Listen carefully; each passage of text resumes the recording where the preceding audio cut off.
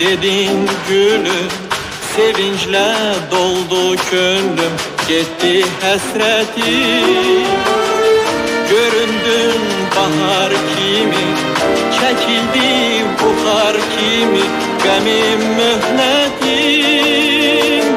Güneş doğdu üzerimde, dünya güldü gözlerimde.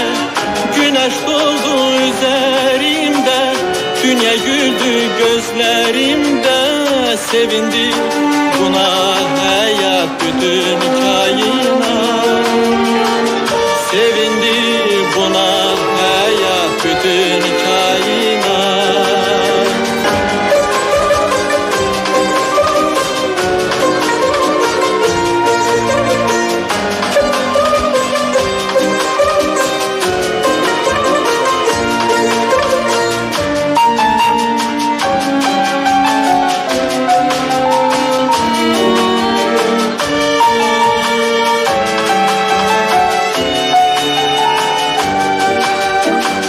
Nicatım bildim seni, eşkinle mene yeni nefes getirdi.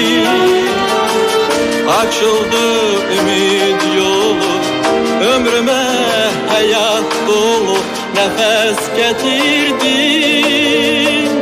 Güneş doğdu üzerimde, dünya güldü gözlerimde. Güneş doğdu üzerimde, dünya güldü gözlerimde. Sevindi buna hayat bütün kainat. Sevindi buna hayat bütün kainat.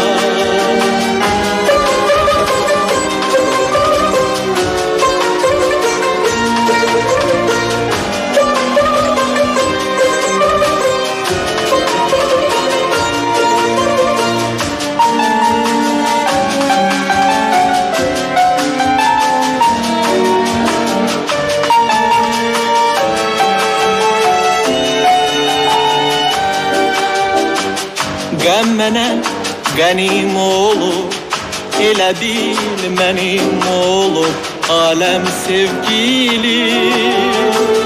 Sən mənə məndən əziz, yaşardım necə sənsiz, bilməm sevgilim. Güneş doğdu üzerimdə, dünya güldü gözlerimde. Güneş doğdu üzerimde, dünya güldü gözlerimde. Sevindim buna hayat bütün kainat. Sevindi buna hayat bütün kainat. Sevindi buna hayat bütün kainat.